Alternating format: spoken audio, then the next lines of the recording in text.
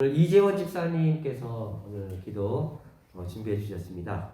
예배를 위해서 이재원 집사님 기도드리겠습니다. 설 명절입니다. 이번 설은 어머니가 안 계시거든지 경부선 KTX처럼 휙 지나갔으면 하는 마음입니다. 명절은 뭐니 해도 풍성함과 여유로운 만남이 아닌가 싶습니다. 아이들의 설렘과 제잘거림까지 있다면 금상첨화이지만 저하고는 거리가 먼 얘기인 것 같습니다. 대선이 한 달 남짓 앞으로 다가왔습니다. 내 형편이 얼마나 좋아질 건가만 저울질하는 것이 아니라 힘들고 어려운 이들의 삶의 주름이 펴질 수 있는 후보를 선택할 수 있도록 도와주소서. 코로나로 지치고 각종 재난에 멍든 가슴까지 깝깝한 현실이지만 대선을 통해 희망을 키울 수 있도록 우리를 도우소서. 노동자가 하루 2사람 이상 죽는 우리의 현실은 참으로 믿기 힘든 상황입니다. 지난 한 해에만도 일하다가 죽은 이가 828명이나 됩니다. 더구나 5인 미만 사업장이 3분의 1이 넘으며 5에서 49인 사업장은 더 많으니 이 일을 어쩐답니까? 중대재해처벌법이 시행됐지만 말만 요란했지 2건 모두 법 적용 유예 사업장입니다. 아직도 광주 화정동 붕괴 현장에서 실종 가족을 기다리는 애타는 이들은 더욱 힘든 명절일 것입니다. 그들의 신음소리와 절규에 대선 후보들은 정신 차려야 합니다. 잠깐 울컥하고 버럭 분노하다 잊혀지지 않아야 합니다. 제발 한 걸음씩이라도 제대로 돌아가는 현실을 살고 싶습니다. 일하다 죽지 않는 사회를 실현하는 대통령을 뽑고 세울 수 있도록 주여 도와 주옵소서. 하나 더 뒤엎기는 지금 김경기 집사님이 입원 중에 있습니다. 주여 우리는 할 수 없지만 주께서 함께 하시어서 그의 암덩어리와 오장육부와 손과 발들을 친히 주께서 치료하여 주시어서 우리와 함께 즐거이 먹고 마실 수 있도록 허락하여 주시옵소서.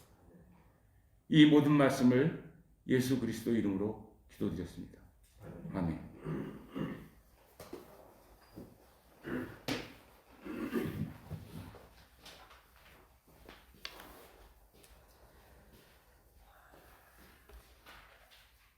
네, 다 함께 신앙 고백 함께 드리도록 하겠습니다. 우리는 사랑과 자유의 역사를 통해 생명을 주시는 창조주 하나님을 믿으며 하나님의 말씀을 몸으로 살아 참 길과 진리와 생명이 되신 예수 그리스도를 믿으며 세상 끝날까지 우리와 함께 하시는 성령이 생명과 평화의 영임을 믿습니다. 우리는 예수의 몸인 교회가 생명, 평화 그리고 정의의 세상을 여는 하나님의 일꾼임을 믿으며 성사와 더불어 자연과 역사가 진리와 은총으로 가득한 하나님의 말씀임을 믿습니다. 우리는 모든 생명이 자유로이 살고 평화롭게 사는 세상이 하나님의 나라임을 믿으며 예수를 따라 사는 것이 기독교인의 참 삶의 길임을 믿으며 의의 부활과 하나님 사랑의 영원함을 믿습니다. 아멘.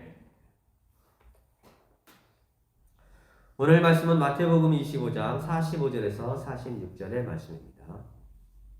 제가 한 절 읽고 여러분이 한 절 읽고 그렇게 하도록 하겠습니다. 그때 임금은 대답하기를 내가 진정으로 너희에게 말한다. 여기 이 사람들 가운데서 지극히 보잘것없는 사람 하나에게 하지 않은 것이 곧 내게 하지 않은 것이다 하고 말할 것이다. 그들은 영원한 영광으로 가고 의인들은 영원한 삶으로 들어갈 것이다. 아멘. 네. 무서운 말이네요. 우리 찬송가 89장입니다. 샤론의 꽃 예수 나의 마음에 거룩하고 아름답게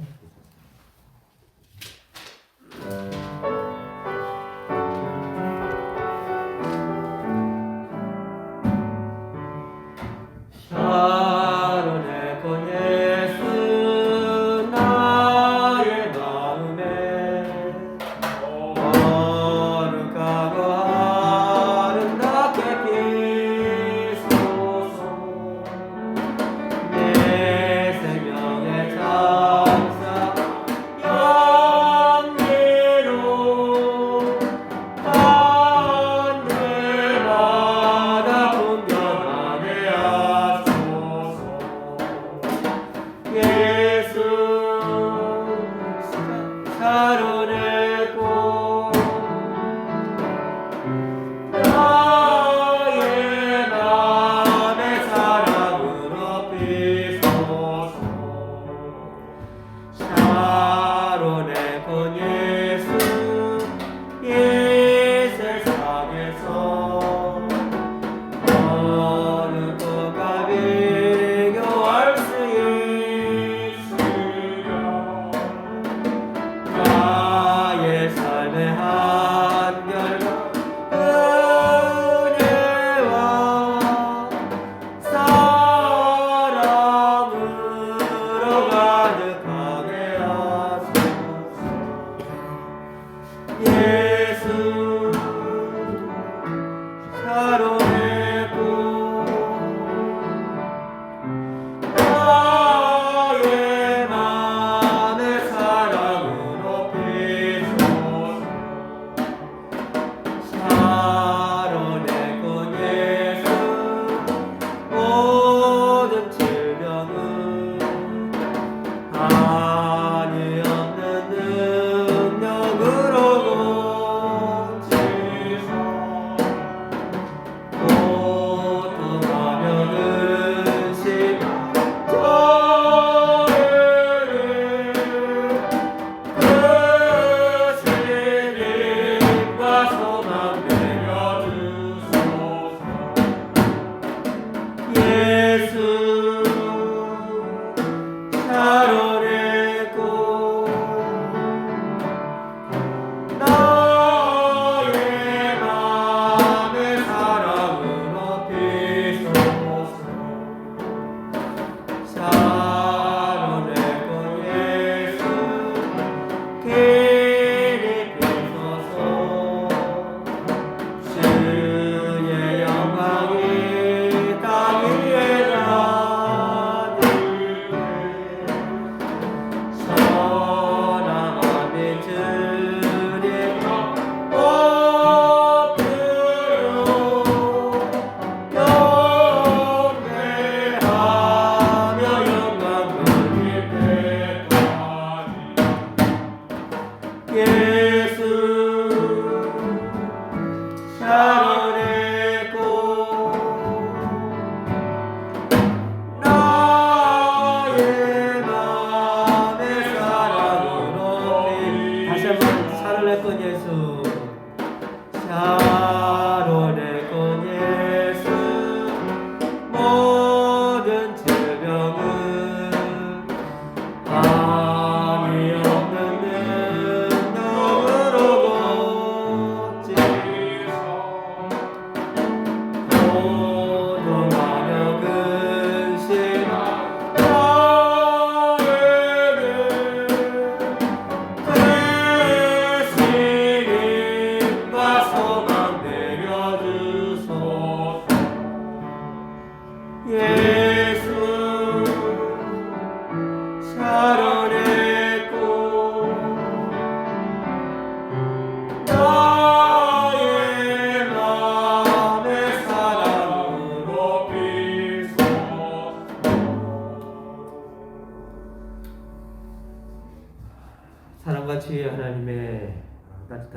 김경희 집사님의 몸과 마음과 영혼을 만져주시기 바랍니다. 아멘.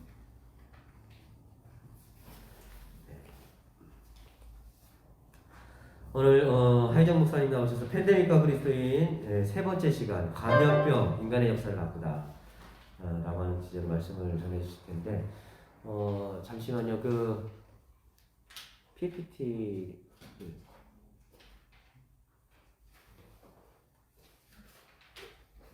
목사님 이거 유튜브 실시간은 안 되는 거죠? 아니 지금 원래 최은정 집사님이 오셔서 해주실 거를 생각을 했는데 못 오셨네요. 그래서 유튜브 지금 못 나가고 있어요. 아 그래요? 누가 저한테 문의 온 사람이 있어가지고. 그러셨구나. 어떻게 하나요? 밴드에 초대를 해야 되나요? 다른 분이 하면 안 되나? 아니 그 유튜브 계정이 있어. 지금 유튜브 실시간에 누가 올려주실 수 있는 분이 있나요? 중력교회로 들어가서 하는 거예요? 근데 아니요, 유튜브 자체가 지금 방송을 틀어놓지 않았기 때문에 네, 그럼 들어갈 안 수가 되는 거예요? 없어요. 밴드로 들어오시면은 할 수가 있는데 이거 걸어야 되나? 밴드에 잠깐 하시죠 뭐. 네, 그렇게 하시면 실시간으로 들어오실 수가 있으니까 잠시만요. 예. 제가 광고 한 가지를 못 드렸네요. 예, 잠깐만요. 요거를 자, 올해도 나왔습니다. 올해도 나왔습니다. 이쁘죠? 네, 습을 그리다 최학 숙사님 참여하시고 또 이 함께 그림 그리시는 분들이 참여하셔서 예쁜 꽃들과 새를 이렇게 달력 3월달부터 내년 2월까지 이 세미라 그림 달력이 벌써 몇 년째예요? 10년? 10년. 네, 대단한 세월입니다. 10년 넘은 것 같아요. 네, 여러분들 많이 이용하시라고 뒤에 많이 준비해 놓으셨거든요. 네, 그래서 감사의 뜻으로 박수 한번 크게 치도록 고맙습니다. 네, 잠깐만요. 찬양을 한 곡만 더 해주시죠. 요거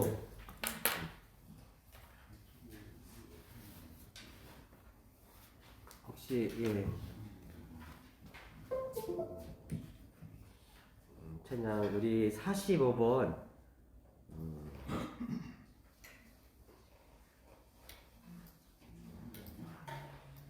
늘 언제나 늘 가까이 예. 찬양.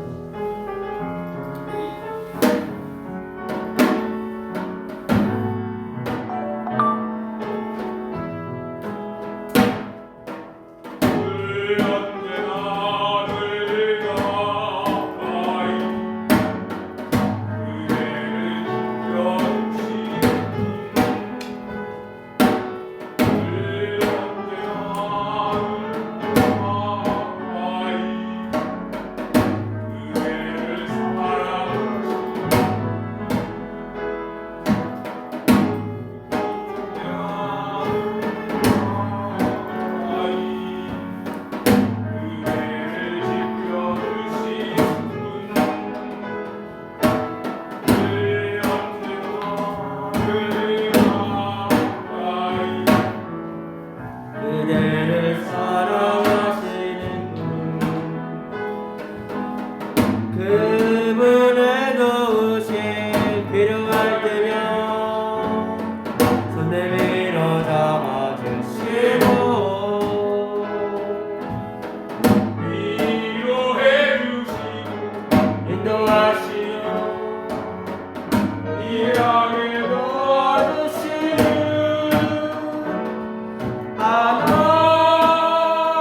하나님 그분 나의 하나님 늘 언제나 늘 가까이 그대를 지키는 내가 항상 주님 품에 거하게 하소서. 네, 김지현 집사님 세미나 달력 받고 싶으셨다고 하셨는데 교회 오시면 가져가실 수 있는 만큼 가져가실 수 있습니다. 우와. 보통 한 500부 이상 하시기 때문에 많은 분들이 함께 나누실 수가 있습니다. 감사합니다. 우리 이 시간 하이정 목사님 나오셔서 감염병 인간의 역사를 바꾸다 라고 하는 주제로 팬데믹과 그리스도인 세 번째 시간 귀한 말씀 나눠주시도록 하겠습니다. 나오실 때 우리 큰 박수로 환영하도록 하겠습니다. 예.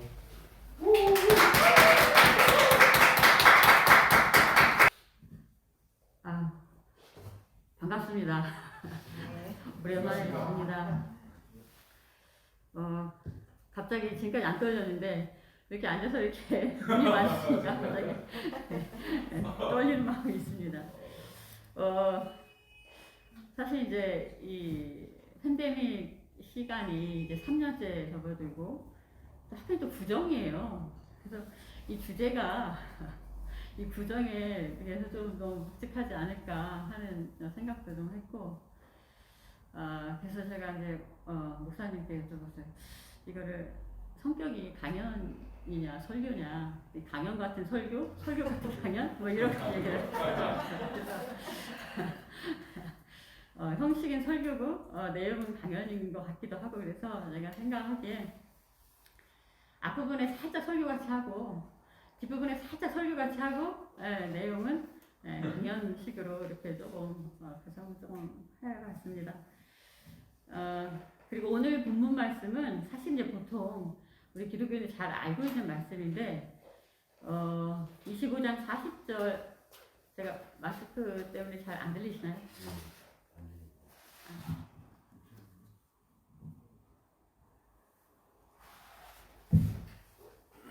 보통 우리가 알고 있는 말씀은 25장 40절 말씀이죠.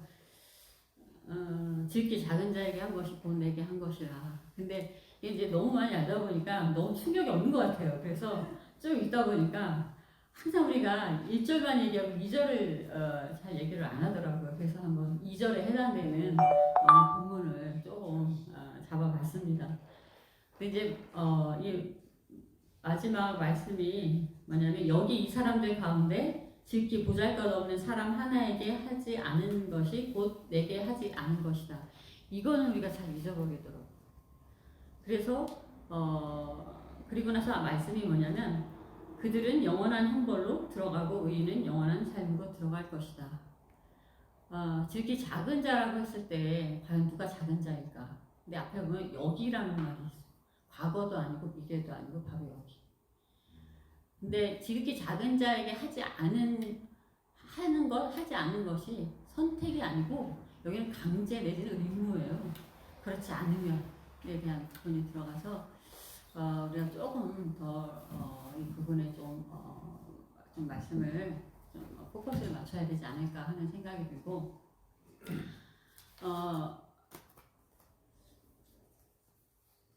한 3년쯤 되니까 여러분들 삶이 조금 불편해지고, 또 그러다 보니까 지극히 작은 자, 내가 그 사람이 아닐까 이런 생각도 들고, 나도 불편한데 무슨 누구를 돌보고 또 누구한테 마음을 쓰겠는가, 마음이 조금 여유가 없어지는 부분도 좀 있습니다. 근데 한 3년쯤 되니까 이제는 조금 팬데믹이 만만해진 느낌도 조금 있어요. 오미크론 이런 등장이 감염력은 빠르지만 치명률은 상당히 다운돼서 이 정도면 우리가 조금 한번 해볼만 하지 않을까 이런 생각들이 있어서, 한 3년쯤 지나니까 약간 좀 안심되는 부분도 있지만 좀 경각심 이런 것도 좀 떨어지고, 한 요쯤 되면 우리가 모두를 바꿔야 되는 분위기인 것 같아요. 그러니까 초반과는 조금 다르게 이제는 좀 정착되어 가는 분위기에서 우리가 좀 모두를 달리해야 하지 않을까. 그렇다면 우리에게 남는 숙제는 불편함. 그렇죠? 그래서 이 팬데믹이라는 게 이제 어떻게 보면 불편한 동거를 해야 되는 그런 시점인데, 또 우리가 또 배고픈 건 참아도 또 이 불편한 걸 찾기가 참 쉽지가 않습니다. 그래서 이 불편함을 우리가 어떻게 갖고 가야 될까 고민하다 보니까 신영복 선생님이 해줬던 얘기가 생각이 나요. 요즘 불편한 동거의 가장 상징적인 사건이 뭘까요, 보통? 불편해. 층간소음이죠. 네, 층간소음은 뭐 남녀노소 할 것 없이 어느 지역에 할 것 없이 이 층간소음이라는 게 이게 불편한 동거라는 건 힘든 건가라는 걸 알려주는 것 같아요. 근데 신영복 선생님이 그거를 극복할 수 있는 아주 벗어날 수는 없는데 좀 더 친해질 수 있는 방법은 있다. 자신의 집 위에서 너무 층간소음이 심해가지고 너무 짜증이 나셨대요. 어떻게 하다 고민하다가 보니까 아기가 막 이렇게 뛰어다니는 소리인 거예요. 그래서 아이스크림을 사가지고 2층에 올라가셨대요. 그래서 아이스크림 하나 나눠 먹고 나니까 이게 좀 고통스러운 게 덜하더라는 거죠. 그래서 그 아이와 아이스크림을 나눠 먹어서 친구가 됐더니 그게 그렇게 불편하게 느껴지지 않더라. 아이와 친구가 됐다는 얘기는 그 아이를 알게 되면 우리가 이제 느끼는 바가 아주 낯선 사람보다는 훨씬 그 고통을 좀 이해하는 측면이 생긴다는 거죠. 근데 팬데믹도 마찬가지가 아닐까 싶습니다. 팬데믹 아이스크림을 나눠 먹을 수는 없고 이제 한 사람을 만난다는 거는 그 사람이 살아온 세계를 만나는 거고 그 사람이 살아온 세계를 이해하게 되면 이전에는 되게 힘들고 어려웠던 것들이 오히려 더 친근감으로 다가올 수 있지 않을까. 그런 면에서 봤을 때 우리가 이제 불편한 동거를 팬데믹과 해야 되는데 그걸 조금 같이 갈 수 있는 방법은 팬데믹의 역사를 조금 알면 우리가 좀 같이 살 수 있는 방법을 찾을 수 있지 않을까. 이제 그런 생각을 조금 해봤습니다.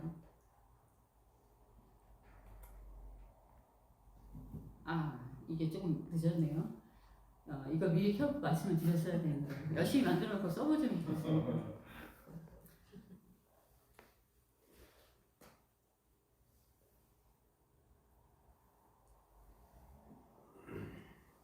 근데 본론 들어가기 전에 시간을 얼마나 써야 됩니까? 그랬더니 마음대로 쓰라고.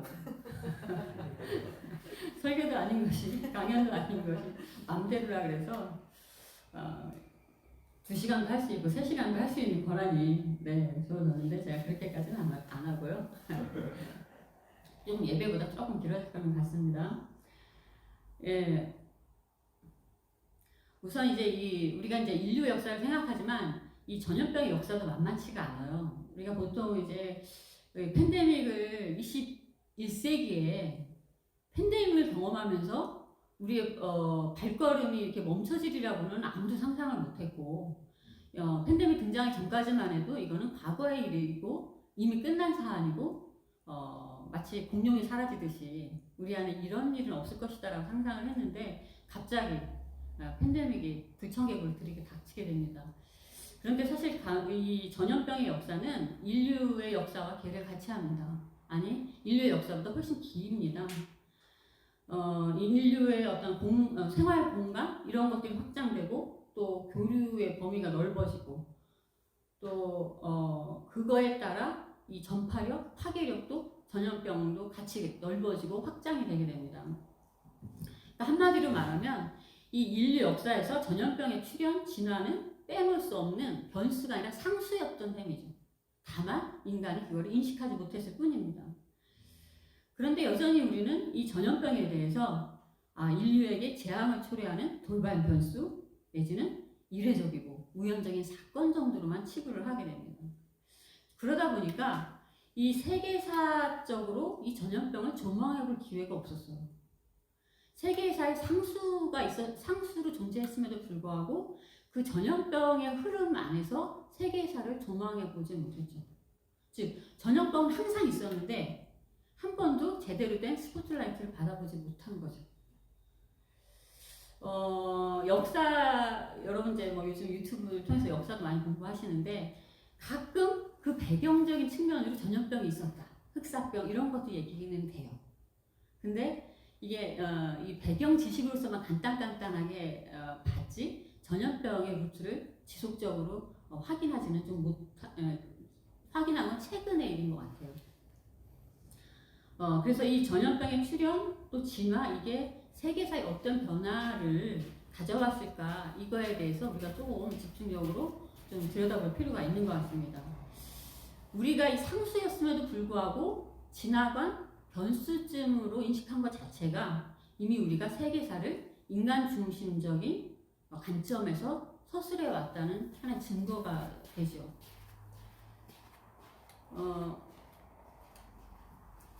그래서 이제 최근에 이런 여러 가지 흐름에 대해서 반성을 하면서 최근에 좋은 책이 하나 나왔습니다. 이제 아무래도 이제 우리가 팬데믹인데 3년 이상을 거쳐나가는데 왜 책 한 권 정도는 우리가 좀 알고 가는 게 좋지 않겠나. 네, 그래서 윌리엄 맥니디라고 하는 인물이 이제 기념비적인 책을 썼는데 그게 번역이 되어서 2020년에 나왔습니다. 바로 여러분 화면에서 확인하시는 이 전염병의 세계사라는 책이에요. 근데 이 맥니디라고 하는 인물에 따르면 이 전염병이라고 하는 거는 지금까지 말씀드렸던 것처럼 어느 날 갑자기 등장해서 인간 사회에 고통만 남겨주고 유유히 떠난 그런 부착객이 아니라는 거예요.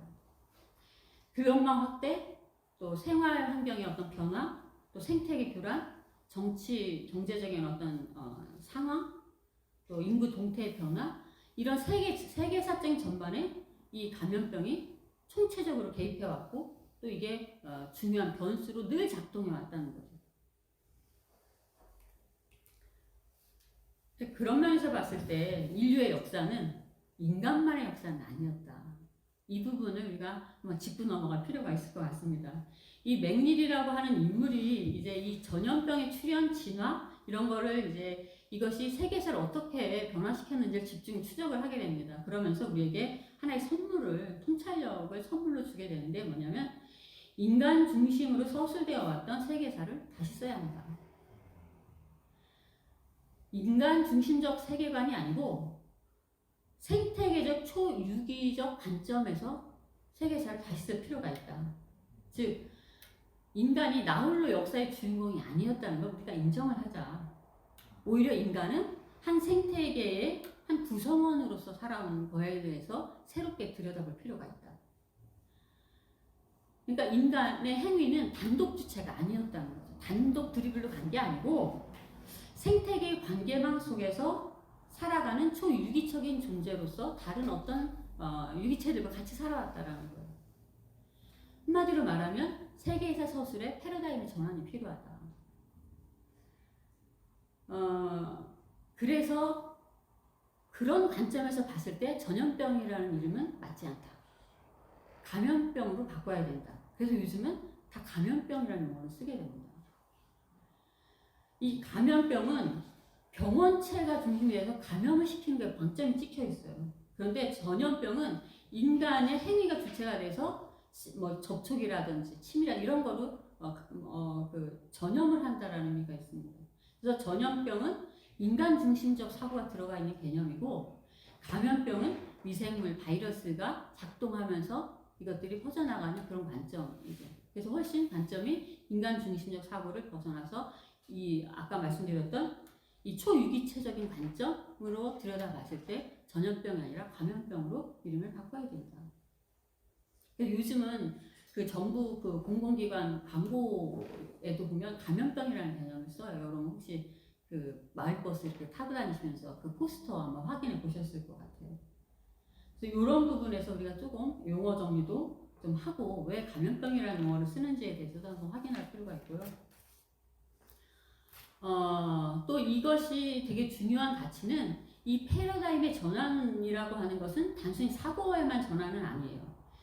오랫동안 역사 변두리나 밖으로 밀려나 있었던 새로운 유기체들을 역사 안으로 초대하는 의미가 있습니다. 이런 관점에서 보면 생태계의 또 다른 구성원으로서 인류와 공생해왔던 전염병을 새롭게 들여다볼 수가 있는 거죠.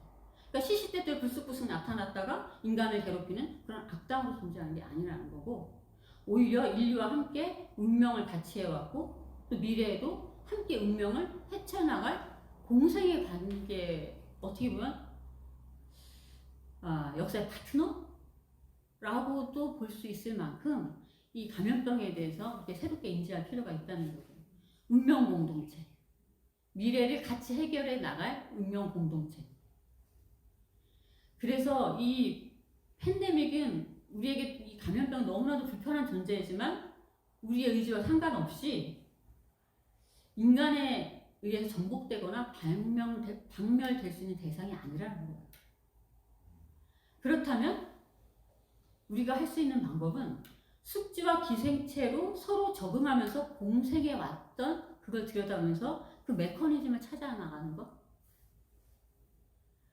근데 이제 이것이 쉽지는 않습니다. 우리도 시행착오를 경험한 것처럼 이 병원체도 마찬가지라는 거예요. 서로 만나가지고 적응하면서 쉽게 정착하지는 못했습니다. 때로는 이 기생체는 치명적인 질병을 일으켜서 단시간에 숙주인 사람을 죽이기도 했고요. 또 반대로 숙주의 체내에 면역 반응을 생성시켜서 자신이 죽기도 합니다. 또 때로는 숙주 체내에 무탈하게 머물다가 다른 숙주로 옮겨가면서 감염병을 일으키기도 하고요. 또 때로는 숙주인 인간과 안정된 관계를 유지해가면서 공생의 길을 찾기도 합니다. 그런 측면에서 지금 팬데믹과는 코로나와는 안정된 관계, 공생의 길을 찾아가는 그 시점이 아닐까 그런 생각을 조금 해보고요. 그래서 이 맥닐이 이 인류와 전염병의 미래는 도대체 어떻게 될 것일까? 이게 이제 오늘날 코로나하고 연관이 되죠. 뭐라고 얘기를 했냐면 과거에 무슨 일이 있었는가 하는 것뿐만 아니라 미래에 무슨 일이 있을지 생각할 때는 전염병 해온 역할을 간과해서는 안 된다. 인류가 출현하기 전부터 존재했던 이 감염병은 앞으로도 인류의 운명을 같이 할 것이고 지금까지 그랬던 것처럼 앞으로도 인간의 역사에 근본적 영향을 미치는 매개 변수이자 결정적인 요인으로 작동할 것이다. 이거를 염두에 두고 미래를 계획해야 된다는 거예요. 물론 이제 이 숙주와 병원체의 이 공생 메커니즘은 이 사람과 병원체의 어떤 미시적인 관계 안에서 존재하는 건 아닙니다. 사람과 사람, 공동체와 공동체, 국가와 국가 이런 관계 안에서도 항상 이 공생의 메커니즘이 작동을 하게 되죠. 예를 들면 생산자와 정복자의 관계가 그렇고요. 또 그런 면에서 봤을 때 농촌과 도시의 관계, 또 자연과 인간의 관계 이런 것들이 동시에 이게 각기 다양한 방식의 그 공생의 메커니즘 안에서 공존을 하고 있게 되는 거죠.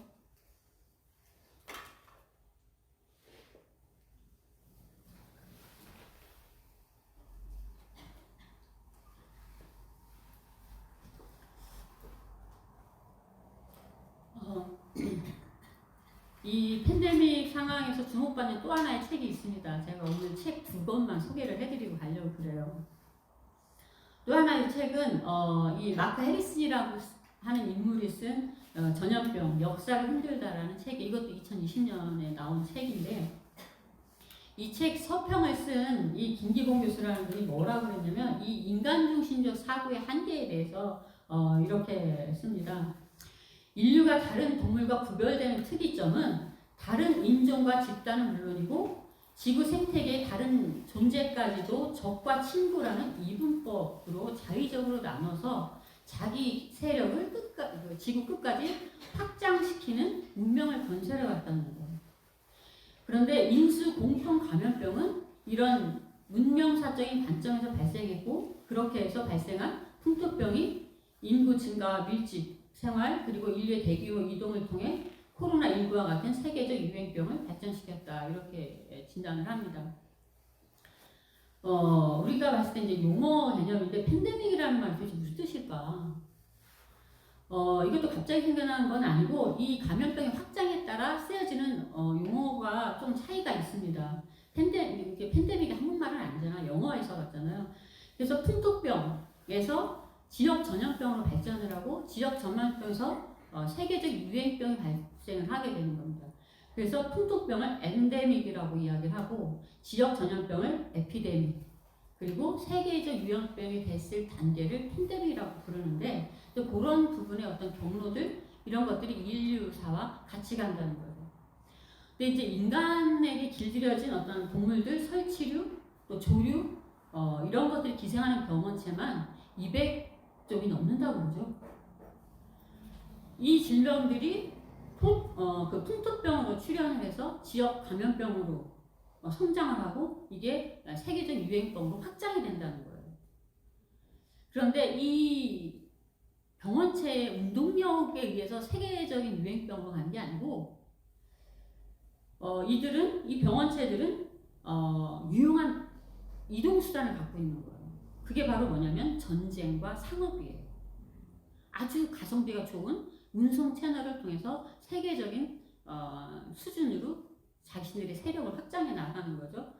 그런 면에서 봤을 때 이 전쟁과 상업이라고 하는 게 인류의 문명을 발전시키는 어떤 문명의 진보를 가져오지 않았습니까? 그런데 다른 한편으로는 이것이 결국은 이 전염 그 병원체들의 진화를 돕고 신종 감염병을 초래하는 그런 그 수단이 되기도 합니다. 그런 면에서 봤을 때 우리가 지금 읽어왔던 어떤 인류 문명을 좀 새로운 관점에서 들여다볼 필요가 있겠죠. 이제 그런 면에서 봤을 때 과연 그렇다면 이 풍토병 내지는 지역 감염병이었던 것이 언제 세계적인 유행병으로 확장되었을까? 그건 바로 이렇게 유럽인들이 해외 식민지 확장한 역사가 맞물리게 됩니다. 15세기 말쯤 여러분 아마 그 수업 시간에 늘 배우셨던 이야기인데 콜럼버스의 항해. 이게 이제 우리가 식민지 확장의 역사로만 배웠는데 이때 결국은 이 콜럼버스의 항해라는 그 사건으로 인해서 유라시아, 아프리카하고 이 아메리카 대륙이 이 두 대륙이 만나게 됩니다. 그때 상당히 참담한 결과를 가져오는데 이게 당시 원주민들한테만 참담한 결과를 가져온 것뿐만 아니라 결국은 이 유럽이나 아프리카에서 건너온 새로운 질병들도 유럽인들과 같이 건너와요. 그러니까 구대륙에 있었던 병원체가 신대륙으로 확장해 가는 거죠. 그런데 이 신대륙에는 이 구대륙에 있었던 질병에 대한 면역이 전혀 형성되어 있지 않게 됩니다. 그래서 결국은 전혀 면역력이 형성되지 않은 상태에서 이 신대륙에 있는 원주민들이 그대로 노출되어 버리는 거죠. 그래서 그들이 결국은 1세기 만에 초토화가 됩니다. 1세기면 100년인데 100년도 안 돼서 그 넓은 땅의 원주민들이 그 오랫동안 지켜놓은 땅에서 거의 멸종되는 수준에 이르게 되죠. 도대체 원인이 뭔가? 지금까지는 세계사를 봤을 때 유럽의 제국주의자들이 식물을 들고 와서 그렇다. 또 그거에 같이 한 배를 타고 들어온 가톨릭 선교사들의 공격적인 선교. 또 이들의 유착관계가 결국은 이 원주민들을 이전에 경험하지 못했던 그 노동 착취의 수준으로 넘어가게 하고 그래서 결국 이들이 정복당에 있다라고 알려져 왔는데 이것만 갖고 설명하기에는 이 100년의 역사가 너무 짧은 거예요. 어떻게 100년 만에 그 넓은 땅에, 그 넓은 대륙에 원주민들이 거의 초토화가 됐을까? 그래서 살펴보니 보이지 않는 병원균들이 그들 침투해 있었다는 거죠. 그래서 이 원주민들은 손 한 번 쓰지 못하고 속수무책으로 보이지 않는 병원균 앞에서 아무것도 할 수 없는 지경에 이르게 됩니다. 그래서 결국은 이 16, 17세기 동안 원주민 4분의 3이 몰살을 당하게 돼요. 아메리카의 대륙의 경우 100년도 안 돼서 거의 90% 이상이 멸종을 하게 됩니다. 그런데 반대의 경우도 있어요. 유럽에서 건너간 병원균에 의해서 신대륙으로 말던 이 미대륙, 그 아메리카 대륙만 초토화가 된 것이 아니고 거꾸로 그 항해길을 통해서 아메리카 대륙에서 유럽으로 건너온 것도 있습니다. 그것으로 인해서 이제 유럽이 초토화되는 또 한 번의 경험을 하게 되는데 바로 18세기, 19세기 아일랜드 재난이에요. 이게 대표적인 예인데 이거는 이제 기근이 전염병으로 이어지고 대규모 인구 이동까지 초래하게 되면서 이제 현대의 어떤 문제를 야기하게 되는데 뭐냐면 이 18세기 중엽, 19세기 중엽 중반까지 인류사에서 가장 심각한 재난이 바로 그 아일랜드 재난입니다. 기근. 이게 두 차례, 즉 1740년 또 1845년 크게 두 차례에 걸쳐서 일어나는데 그 출발이 뭐냐면 감자가 흉작이 되는 게 원인이었어요. 원래 감자는 남아메리카의 주요 작물이었는데 이 콜럼버스 항해 시대에 유럽에 처음으로 유입이 되게 됩니다.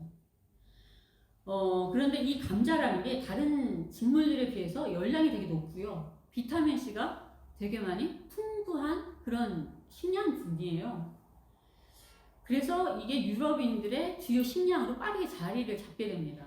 그리고 당일 명절당 이 재배 비용이 되게 낮고 생산량이 되게 높아요. 그러니까 한마디로 전 농사를 안 지어서 잘 모르겠지만 이 가성비가 좋은 식량. 그래서 예를 들면 그러니까 땅이 비옥하지 않은 곳에서도 잘 자라고 생산량이 높아가지고 인류의 어떤 생산 부족을 해결해주는 아주 중요한 공헌을 하게 됩니다. 더구나 이 아일랜드 같이 비가 많이 내리고 토양이 척박하고 이런 땅에서도 잘 자라요. 그래서 아일랜드에서 빠르게 이게 주요 식량으로 자리 잡게 됩니다. 이것이 자리 잡다 보니까 지속적 인류사에서 해결하지 못했던 식량난을 해결할 수 있게 되죠. 그리고 식량난이 해결되니까 뭐가 인구 증가가 오죠. 그런데 이렇게 잘 나가고 이게 이제 새로운 시대가 열렸구나, 우리가 식량 고민 안 해도 되겠구나라고 하는 시점에 새로운 일이 터지게 됩니다. 이 캄차카 반도에 이어서 인도네시아의 탐보라에서 화산이 폭발을 하게 돼요. 근데 이 두 번의 큰 폭발이 세계사를 바꿔놓게 됩니다. 즉, 이 대기에 만연해 있었던 이 이산화황이 태양빛을 차단을 하게 됩니다. 그래서 감자의 흉작으로 이어져요. 얼마만큼 흉작이었냐면 주요 80%의 수확량의 80%가 감소를 하게 됩니다. 그러니까 결국은 어떻게 됩니까? 식량 부족뿐만 아니라 이 곡물 가격이 폭등을 하게 되죠. 폭등을 하면서 굶주리는 사람들이 늘어나게 되고, 그러다 보니까 사람들이 참다 못해서 폭동으로 이어지게 되죠. 그랬더니 정부는 이것에 군대를 동원해서 강제 진압을 하게 됩니다. 그래서 이것이 사회적 위기를 더해가는 그런 결과를 초래하게 되죠.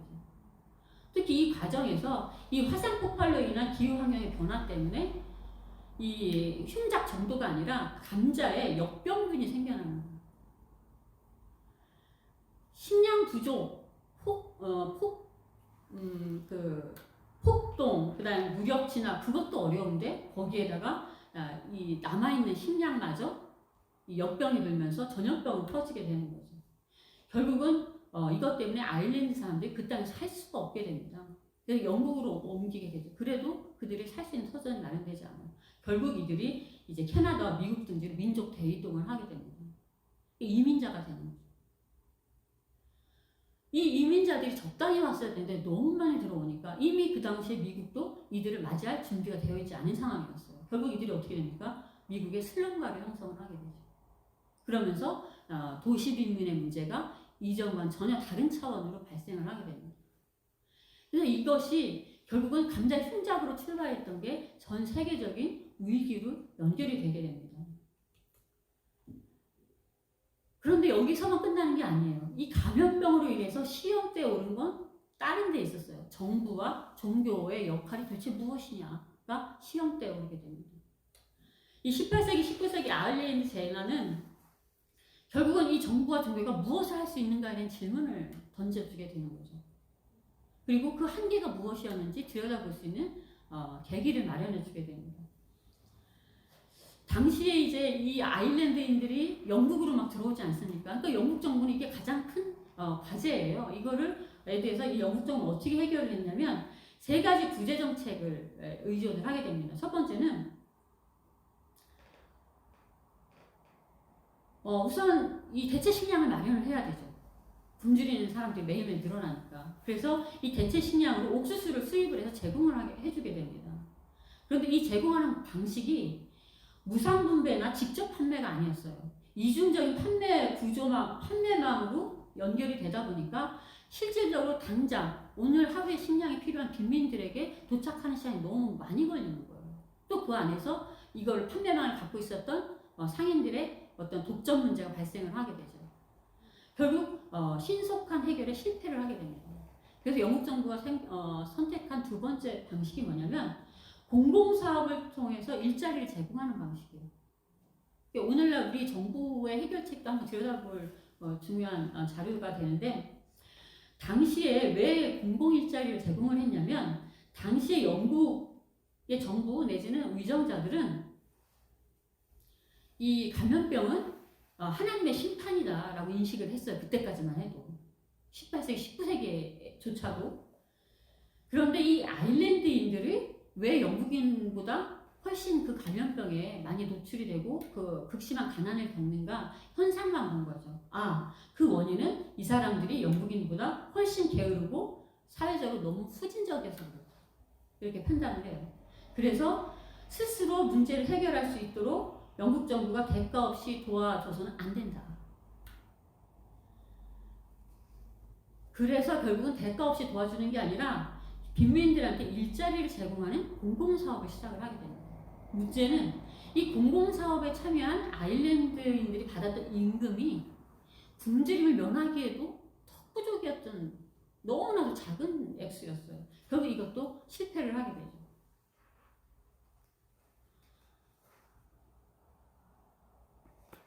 그래서 이제 세 번째 방법은 빈민구제법이에요.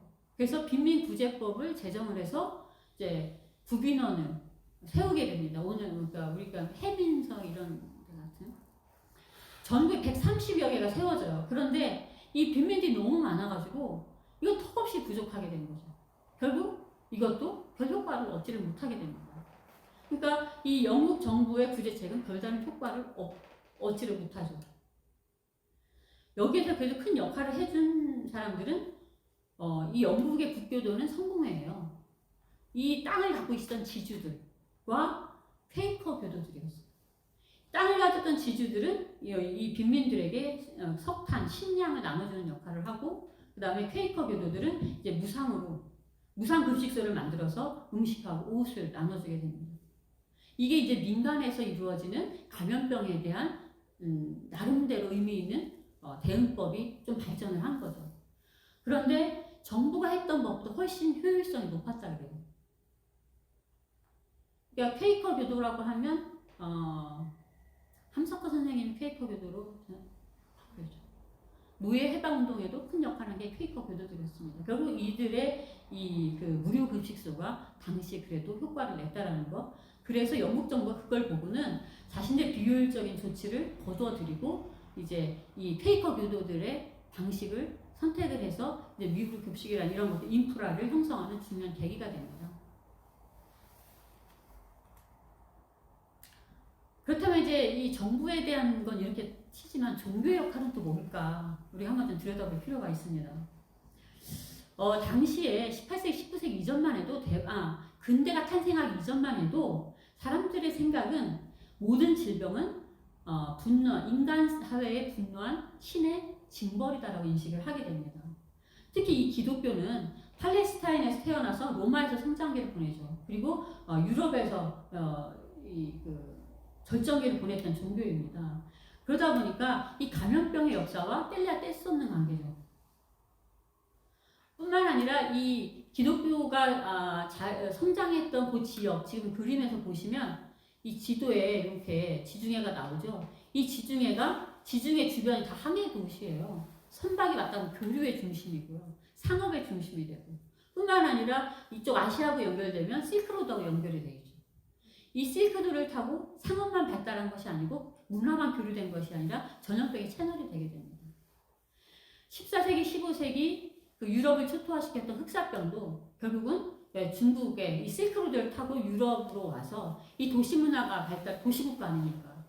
여기에 결국 인간들이 밀집해 있고 교류가 활발했던 유럽에서 완전히 이게 번성을 하게 됩니다. 그래서 결국은 유럽이 어마어마한 흑사병에 의해서 인구가 3분의 1 이상이 죽어나가는 그런 것입니다.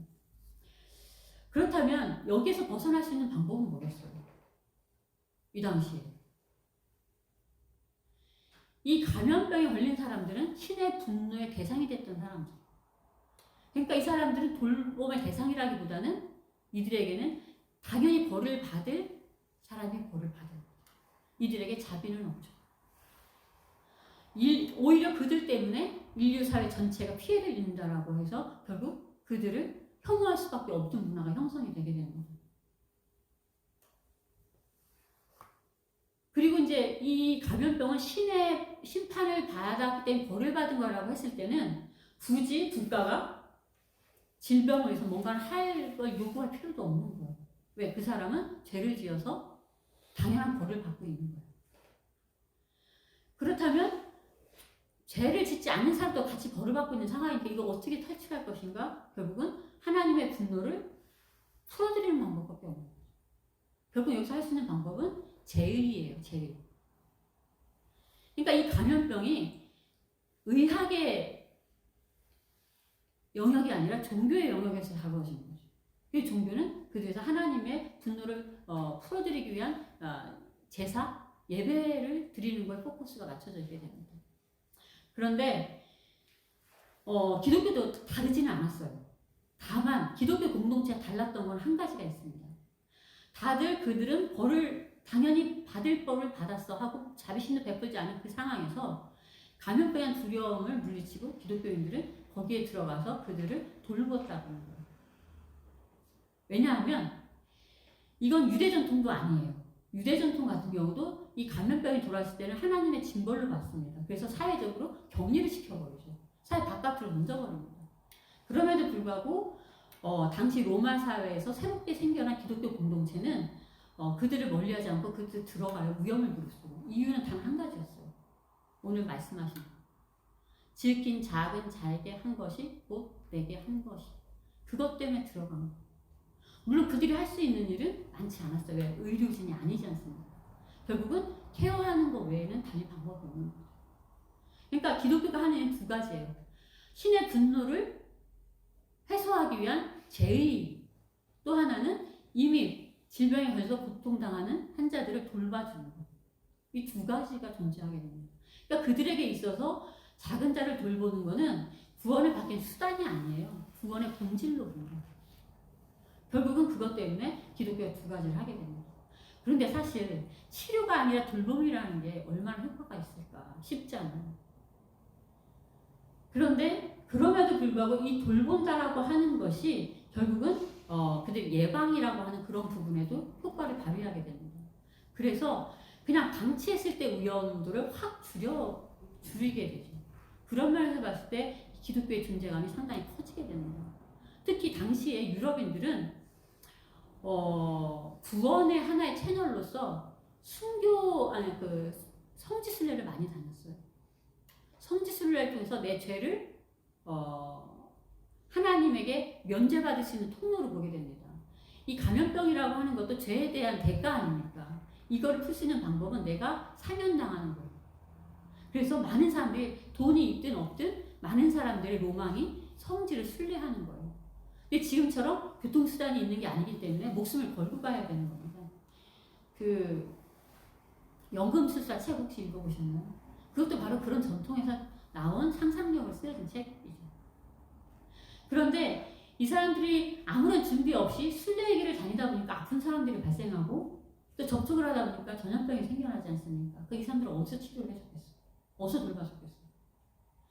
이 사람들이 가는 곳곳마다 수도원이 생겨나서 수도원에서 중요한 역할 중에 하나가 이들을 돌봐주는 역할이었어요.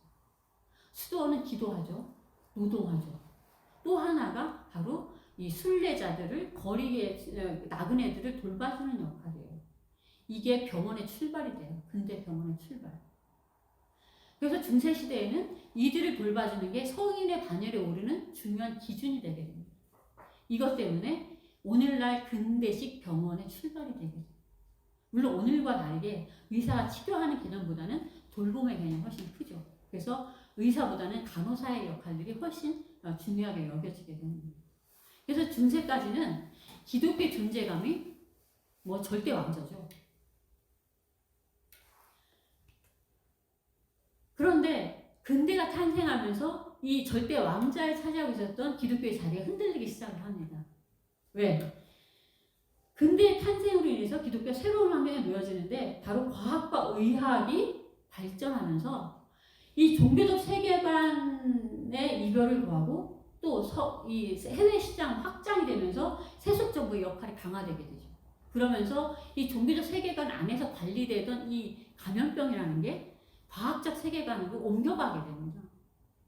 그러다 보니까 갑자기 이 기독교의 세계관이 그 존재감이 확 줄어들 수밖에 없는 거죠. 이제는 목사를 찾아오는 게 아니라 의사를 찾아다니기 시작하는 시대가 오는 거예요. 또 정부의 역할에 대한 민중들의 요구가 강해지죠. 그랬을 때는 이 절대 왕자를 차지하고 있었던 이 종교라고 하는, 특히 기독교죠, 서구에서. 이 기독교가 점점 존재감이 상실하면서 박탈감이 확 등장을 하게 됩니다. 결국은 기독교 스스로 홀로 독점했던 왕대에서 내려와서 이제는 정부와 과학의 영역에 협력해야 되는 자리로 내려오게 되는 거죠. 이 좌표를 새롭게 설정을 해야 되는데 이게 쉽지가 않았던 거죠. 결국은 이 존재감의 위축 때문에 이 역사의 순간순간마다 과거를 그리워하고 과거로 돌아가고 싶어하는 그런 운동들, 흐름들이 계속 발생을 하게 됩니다. 그래서 인류 역사에도 그 혁명이, 프랑스 혁명이라는 혁명이 일어나면 바로 그 다음에 뭐예요? 반동의 역사가 이어지게 되잖아요. 과거로 되돌리려고 하는 그런 흐름들 때문에 역사가 지체되는 그런 현상들이 계속해서 생겨났는데 이것도 마찬가지예요. 그래서 이 위축감에 시달리고 상대적 박탈감에 놓인 기독교가 이 전통적 세계관, 자신들이 누렸던 전통적인 세계관, 과거의 어떤 영광 이런 것들을 회복하려고 할 때마다 뭐하고 부딪히게 돼요? 끊임없이 진화해가는 과학적 세계관과 충돌을 일으키게 됩니다. 그러면 그럴수록 그 기독교 내에서는 근본주의적인 흐름들이 계속 발생을 하게 됩니다. 이것이 기독교가 계속 진화하는데 큰 발목을 잡는 역할을 하게 됩니다. 이러면서 여기 그림의 상징적으로 보여주죠. 같은 십자 모양인데 이제는 기독교의 십자가 아닌 사람들은 병원에 있는 십자를 보고 그 불빛으로 가기 시작을 하게 되는 거예요. 점점 교회도 빨간 십자가 불빛이 사라지잖아요. 그 불편하게 여기. 저거 뭐예요 그거 벼락이라도 치면 저 어떻게 할 거냐 이런 불만 얘기하지 않습니까? 그럼 점점 많이 요구되는 거는 녹십자예요. 그러면서 여기서 경험하는 이 기독교의 박탈감이라고 하는 부분, 이 부분이 이제 어떻게 작동할지에 따라 우리의 걸음이 앞으로 2발짝을 갈 수도 있고 아니면 뒤로 한 걸음 물러날 수밖에 없는 환경이 조성되기도 합니다. 그렇다면 조선에서는 이게 도대체 어떻게 연결이 되나? 이 감염병과 기독교 뗄래야 뗄 수 없는 관계, 서로 불편해하지만 늘 같이 갈 수밖에 없는 존재들인데 이거 역시도 조선에 와서 많은 것들을 바꿔놓게 됩니다. 19세기말 조선의 별명은 은둥국이었어요. 우리와 상관없이 붙여진 별명이에요. 그렇게 조용했던 나라, 이 해동 쪽에 거의 그 변화가 없는 정적인 나라로 인식이 됐는데 결국 이제 19세기 들어서면서 이 외부인들이 드나들게 되면서 이제 전염병도 같이 등장을 하게 되는 거죠. 마치 미 대륙에서 원주민들이 아무런 면역력 없이 새로운 감염병에 노출됐던 것과 비슷한 현상이 등장을 하게 됩니다. 어쨌든 이 외국인도 두려운데 이 외국인들이 오고 나면 보이지 않는 이 전염병, 감염병으로 인해서 초토화되는 그런 현실이 너무나도 처참한 결과를 초래하게 됩니다. 결국은 코 큰 사람들도 무섭고 그들이 지나가고 나면 늘 전염병이 도는 것도 너무너무 두려운 존재죠. 그런데 이것이 이렇게 부정적인 역할만 했던 것은 아니에요. 이 감염병의 창궐은 또 다른 기회로 만들어지는 그런 요인으로 작동을 하게 됩니다. 뭐냐면 조선의 민중들이 집단적으로 서구 근대의학을 접하게 되면서 근대의학의 위력을 직접 체험하는 계기가 돼요. 그리고 서구 개념의 위생, 보건 이런 거를 처음 경험을 하게 됩니다. 무엇보다도 중요한 것은 이 조선인들이 서양 선교사들이 자발적으로 병자들을 간호하고 치료하는 것을 목격하게 돼요. 그 이전에는 조선에서 감염병에 걸리면 달리 방법이 없었어요. 그냥 가족과 분리시키는, 격리시키는 것밖에 없었어요. 그래서 기록들에 보면 이 사대문 밖에 환자들이 그냥 버려지게 됩니다. 그냥 거적대기 하나 씌워놓으면 그만이에요. 하루에 이 사대문으로 나가는 시신이 300, 500에 이르러도 할 수 있는 게 없었어요. 그런데 여기서 그들을 돌보고 케어하는 그런 모습을 보여준 게 기독교가 처음이에요.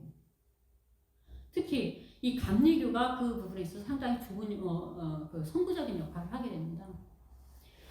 감리교에 처음 온 선교사가 윌리엄 스크랜턴인데 의사였어요. 의료 선교, 그러니까 기독교에서 하는 거는 의료와 교육인데 처음에 들어오게 되죠. 그러면서 이제 매일 산책 나가듯이 사대문 밖을 마치 그 의사가 왕진을 하듯이 아침 저녁으로 돌게 돼요. 근데 거기에 결국은 전염병으로 버려진 그 여인을 보게 됩니다. 그 옆에는 4-5살 된 어린 아이가 아무것도 못하고 거기 앉아있는 거예요. 거적대기로 씌워져요. 아버지는 어디 가서 도망가고. 결국 이 사람을 거처로 데려가서 치료를 하게 됩니다. 그래서 치료 회복이 돼요. 그러면서 당시에는 왕립병원이 제중원만 있었는데 정동에다가 민간에 의한 공공병원을 처음 세우게 됩니다. 그리고는 그 자본은 누가 되겠어요? 감리교가 되겠죠. 물론 미국에서 넘어온 자본입니다. 어쨌든 여기에서 민간이 세운 공공병원이 처음 선을 보이게 돼요. 조선에서. 이거에 영향을 받아서 여기 윌리엄 스크랜턴이 이를 좀 확장시킵니다. 선한 사마리아 병원 프로젝트. 그래서 서대문, 그 다음에 이제 사대문 밖에 버려져 있는 사람들 위해서 무료 진료소를 세우게 돼요. 특히 저 아현동 그쪽은 그 전염병에 걸려서 죽거나 애기들 어릴 때 죽은 애들을 이렇게 모은 무덤 같은 데예요. 거기에 직접 찾아가서 치료를 해주고 또 죽은 사람들을 장례를 치러주게 됩니다. 이거는 조선인들이 그 당시에 보지 못했던 광경이에요. 기껏해야 해민서 이런 데서 이제 국가에서 주는 그런 거 정도이지 뭔가 직접 목숨을 걸고 가서 치료해주는 것은 보지를 못하게 됩니다. 이거에 기독교의 문을 열게 돼요. 마음의 문을. 처음에는 상당히 이 혐오감도 갖고 적대감이 상당히 컸죠. 그런데 그걸 보면서 마음을 열게 됩니다. 특히 이 청일전쟁 때 일어났던 청일전쟁이 이제 일본과 그 중국의 이 조선 땅에서 전쟁을 치르지 않습니까? 그때 가장 피해를 봤던 곳이 이제 이 평양. 그 다음에 근데 이제 이 일본이 어디까지 밀고 올라갑니까? 만주까지 밀고 올라가요. 그 과정에서 한반도도 많은 그 피폐해지게 되죠. 근데 그거는 전주에 불과했어요. 만주까지 올라서 끝났나 했더니 만주에서 새로운 군인 군대가 남하를 하게 됩니다. 그게 바로 콜레라예요. 콜레라가 어마어마하게 남하하고 있다고 하는데 이 조선 정부에서는 할 수 있는 게 하나도 없었어요. 그래서 내무 대신 6일준이 당시 제중원 의사로 선교사로 와 있었던 에비슨을 찾아갑니다. 어떻게 했으면 좋겠냐. 그랬더니 이제 에비슨이 얘기를 해주래요. 그걸 딱 듣더니만 모든 권한을 다 넘겨요. 치안에 대한 권한, 그 다음 자금에 대한 권한을 다 넘겨주게 됩니다. 그리고는 사정탑에 올려줘요. 그 에비슨이 어떻게 했겠습니까? 우리는 조선에 그런 경험이 한 번도 없어요. 결국은 선교사들 다 모아요. 그리고 방역대를 조직을 하게 됩니다. 또 그 조선에는 일본에서 의사들도 있었어요. 그럼 다 도망가 버려요. 그래서 결국은 선교사들이 방역대를 조직해서 예방교육을 하게 되고 또 이 제중원 직원들을 모아놓고 예방교육을 하게 됩니다. 근데 콜레라의 가장 중요한 것은 생물을 먹으면 안 되는 거예요. 끓여 먹어야 된다. 그래서 그 방을 붙이게 해요. 여성들도 볼 수 있도록 한글로도 붙여요. 근데 그 당시에 한국은 콜레라는 쥐귀신이 힘을 부려서 생겨난 거라고 생각을 한 거예요. 그래가지고 고양이 부적을 그래가지고 다 붙여놓는다든지 문 앞에다가 보살을 지낸다든지 아무리 설명을 해도 먹히지가 않는 거예요. 새로운 정보에 질병에 대한 정보를 얻어서 그 질병에서 벗어나는 것보다 더 무서웠던 게 질병의 가장 두려움에서 벗어나고 싶었던 그 두려움에서 벗어나는 국밖에 없는 거죠. 국. 요즘에 또 우리가 갑자기 무속에 대한 담론이 또 엄청나게 크지 않습니까? 여기저기에다가 이 고양이를 갖다 붙여놓는 거예요. 되겠습니까? 안 되겠습니까? 아무리 해도 안 되는 거예요. 결국은 선교사들과 초기의 기독교 신자들이 그거를 하게 되죠. 근데 이것이 효과를 발휘하게 됩니다. 어느 지역에서는 보통 한번 이런 그 전염병이 마을을 훑고 가면 3분의 2가 죽어나갔어요. 그런데 65% 가까이 되는 회복률을 보여요. 이거를 보고 사람들이 감동을 하기 시작을 합니다. 그래서 이제 일반 사람들도 여기에 이제 자원을 하게 되는 거죠. 특히 양반들이 많이 자원을 했어요. 근데 그 전까지만 해도 병자를 돌보는 것 아랫사람들이 하는 허드렛 일로 봤던 거죠. 어디 육체노동도 안 하던 양반들이 그런 걸 하겠어요. 그런데 이 양반들이 거기에 감동을 받고는 참여를 하게 돼요. 근데 육체노동을 안 하는 사람들이 이게 쉽겠습니까? 그래도 배운 건 있어가지고 조금만 간단한 교육만 해도 이게 빠르게 잘하는 거예요. 결국은 그래서 상당한 효과를 보게 되죠. 결국은 3주 만에 잡아요. 이 큰 흐름을. 그래서 정부가 그들에게 하사금을 내려주게 됩니다. 그런데 놀라운 건 기독교인도 아닌 이 자발적인 이 자원봉사자들이 그 당시에 초기 아주 훌륭한 어떤 간호사 역할을 했는데 이분들이 하사금이 나오면 먹고 살기도 어렵고 얼마나 어려웠겠어요. 갖고 가야겠다고 하잖아요. 우리는 이걸 바라고 한 게 아니다. 안 가져가요. 대신 우리 모두의 공간이 될 예배당을 쳐달라. 그 자금으로 세워진 게 세문안 교회예요. 그러면서 공공 개념의 공동체를 돌보는 개념의 공공의료의 개념이 생겨나게 됩니다. 그 전까지만 해도 기껏해야 왕이 시혜를 베풀어서 이 백성들 왕을 어버이로 받지 않습니까? 그래서 그들에게 시혜를 베푸는 수준에서 정도만 있었지 공공에서 자발적으로 참여해서 공공의료의 개념을 쌓은 건 이때가 처음이에요. 서울은 당시에 권력의 중심지이지 않았습니까?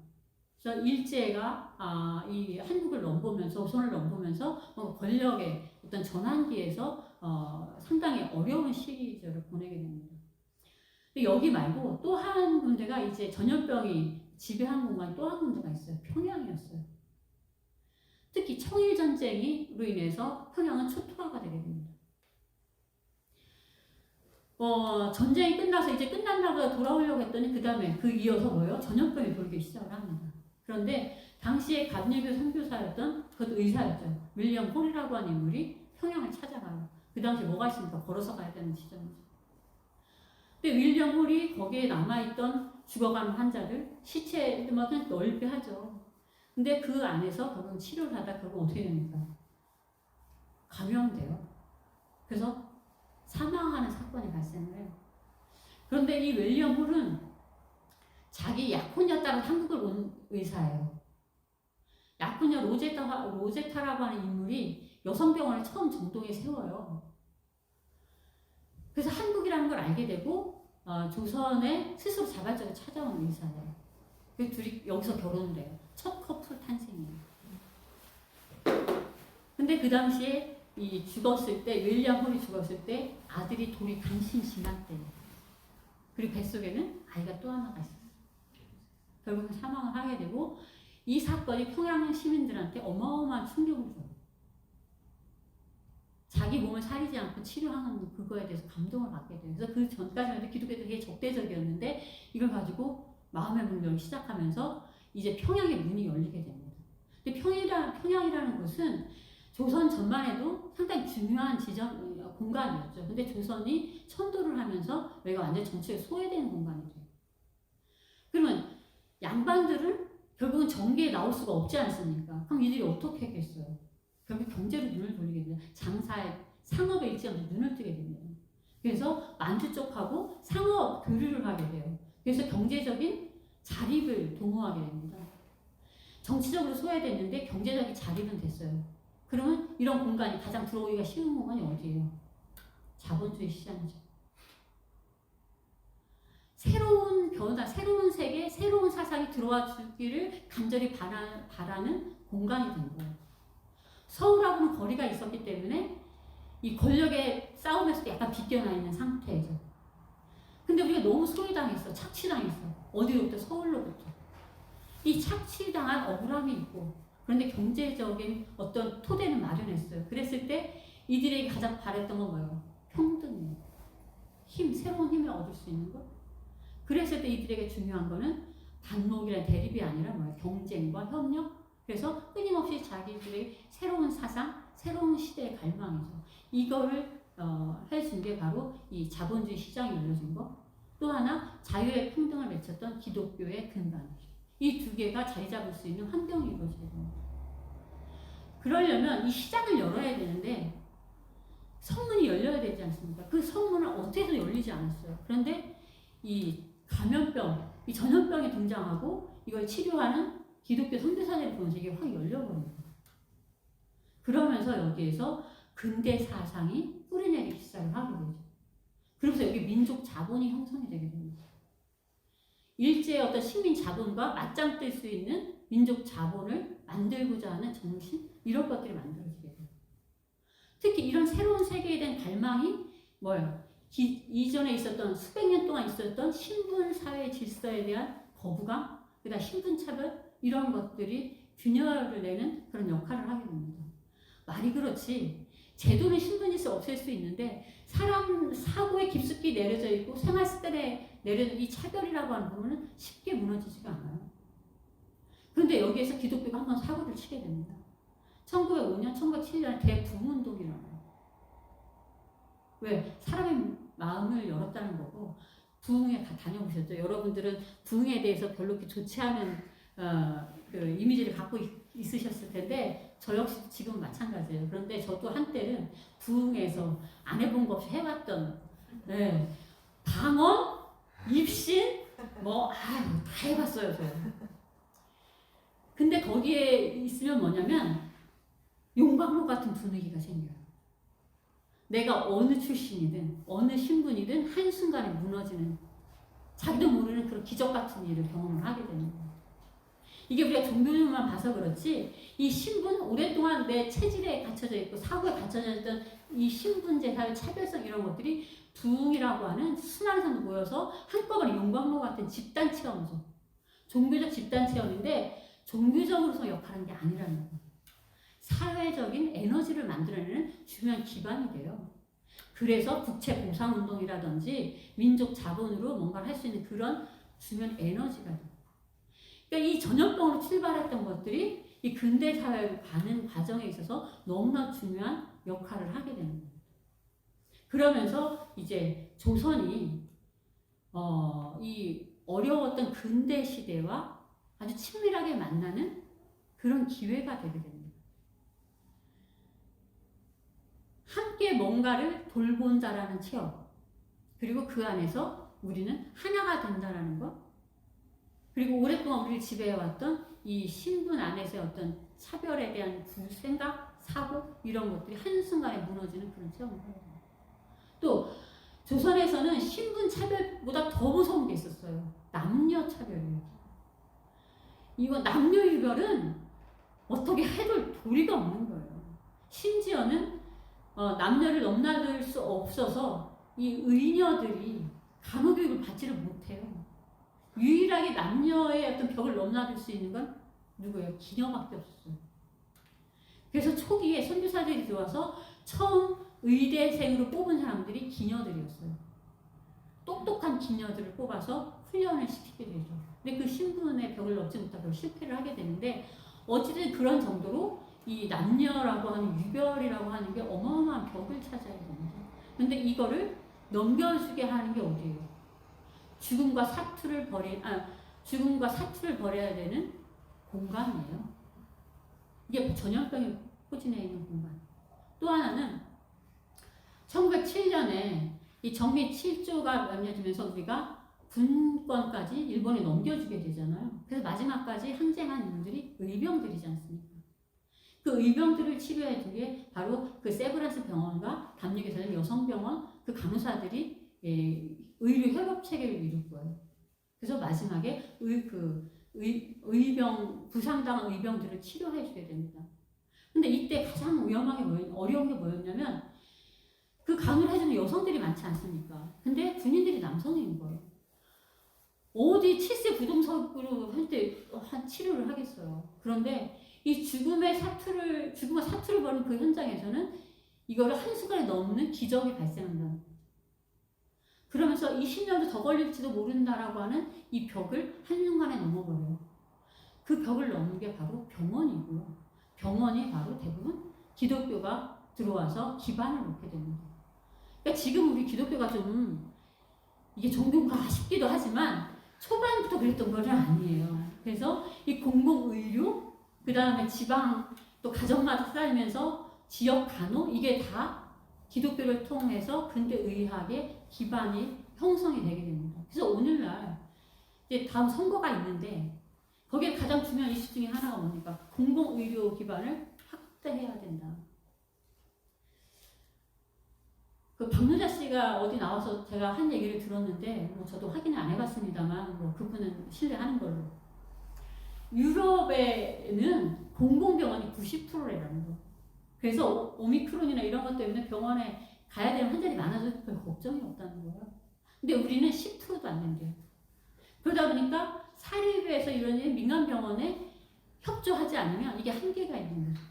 그래서 민간 의료기관, 뭐 예를 들면 뭐 그 의료진 양성은 물론이고, 그 지역의 어떤 그 경기도도 그런 거 있지 않습니까? 이런 것들을 좀 더 확장해야 된다는 거예요.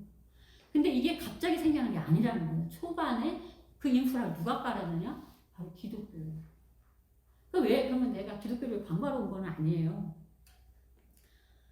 중요한 거는 어떻게 기독교가 자기의 생명의 위협이나 여러 가지 있음에도 불구하고 이런 나름의 그 비판적인 흐름이 있음에도 불구하고 이런 걸 지켜올 수 있었던 힘이 도대체 어디서 나왔느냐?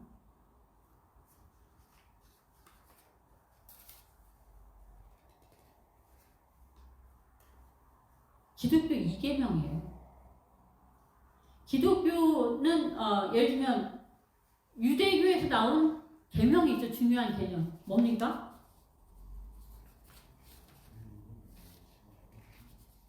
기독교에 유대교의 뿌리를 둔 건 맞아요. 근데 유대교와 기독교는 다르죠. 유대교를 가장 잘 표현한 그 계명을 들면 뭐겠습니까? 뭐예요? 너무 신앙교육 안 시킨 거 아닙니까? 농담이고요. 10계명이잖아요. 그런데 기독교 계명은 거기에 하나 오히려 이제 다른 표현을 하게 돼요. 2계명이에요. 기독교에도 2계명이 있어요. 하나는 첫 번째 뭡니까? 하나님에 충실할 것. 두 번째는 사람에게 성실할 것. 네, 두 가지 계명이 핵심 계명입니다. 그런데 이 하나님께 충실할 것, 이 첫 번째 계명은 뭘로 완성이 됩니까? 바로 두 번째 계명으로 완성돼요. 따로 분리되어서 하나님 것 따로 인간 따로가 아니고 사람에게 성실함을 통해서 결국은 그것이 하나님께 충실함을 완성해가는 거란 말이에요. 여기에 가장 핵심은 바로 말씀드린 지극히 작은 자는 곧 누구다? 그리스도라는 공식 때문입니다.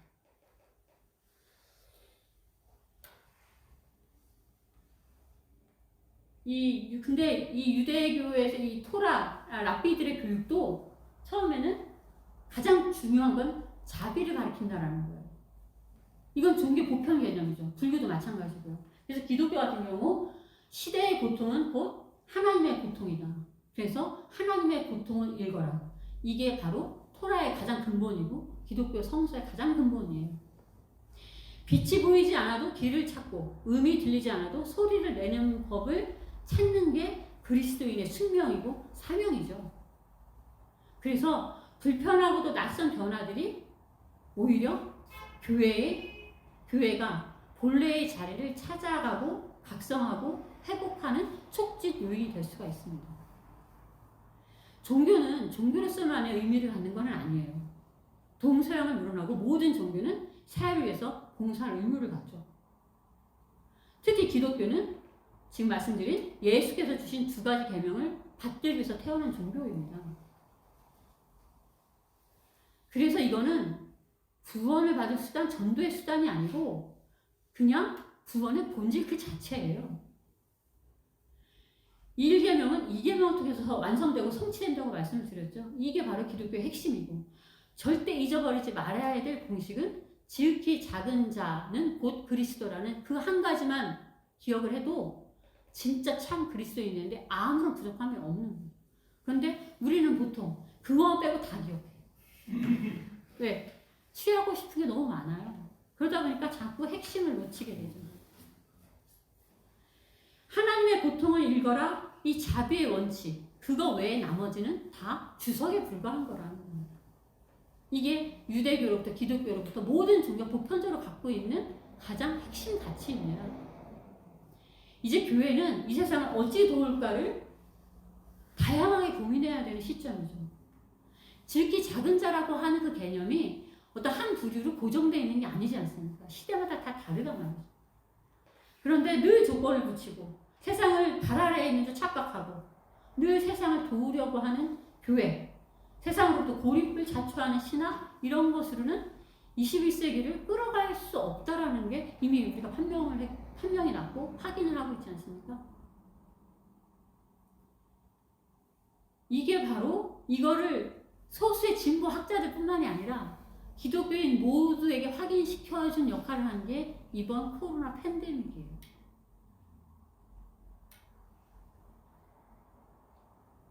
세상과 분리된 예수는 더 이상 행복하지도, 그래서 웃을 수도 없다라는 것을 우리가 확인을 해야 됩니다. 저기 웃는 예수님 그림 딱 있지 않습니까? 예수님이 살아오신 그대로 세상 한가운데 계실 때, 우리도 세상 한가운데 있을 때 가장 행복하고 가장 빛나게 만들어진 존재가 바로 그리스도인의 운명이고 숙명이라는 거예요.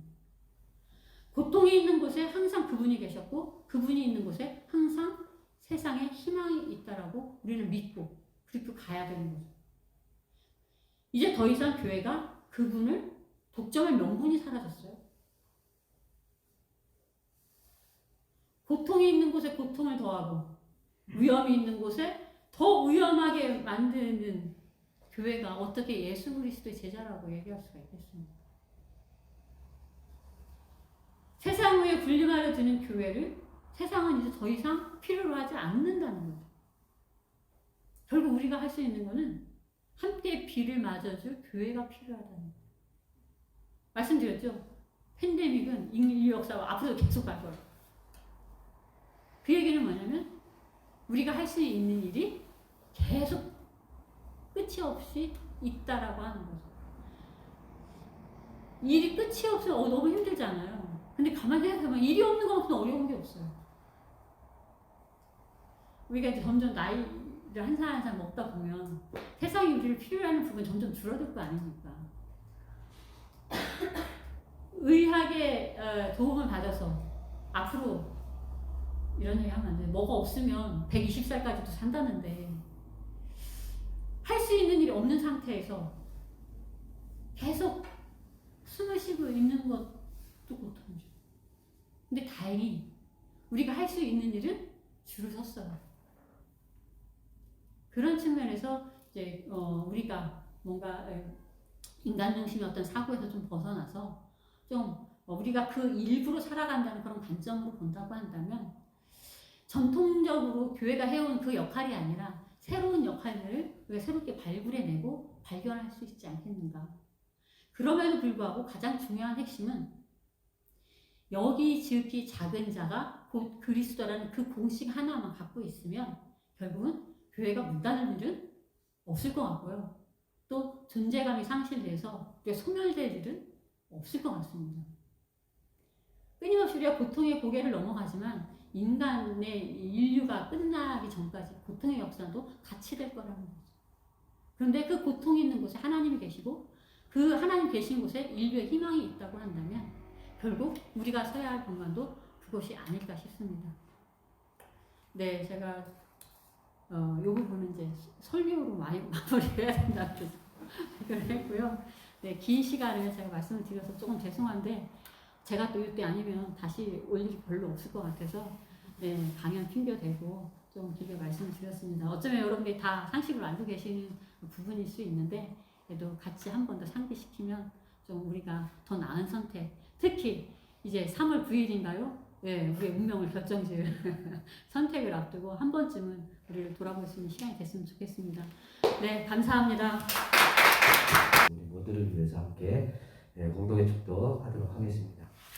거룩한 입맞춤으로 축복합니다. 거룩한 입맞춤으로 축복합니다. 주 예수 그리스도의 은혜와 주 예수 그리스도의 은혜와 하나님의 사랑과 하나님의 사랑과 성령의 삽임이 성령의 사귐이 우리 모두와 함께 하시기를 빕니다. 우리 모두와 함께 하시길 빕니다. 아멘. 네, 감사합니다.